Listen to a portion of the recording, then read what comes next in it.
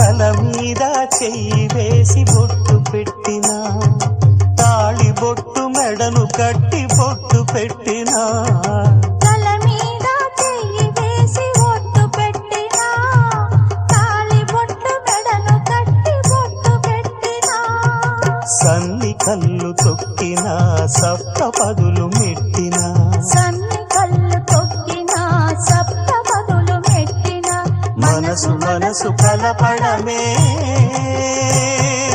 మంత్రం పరమార్థం. శ్రీరస్తు శుభమస్తు, శ్రీరస్తు శుభమస్తు. శ్రీకారం చుట్టుకుంది పెళ్లి పుస్తకం, ఇక ఆకారం దాచుతుంది కొత్త జీవితం.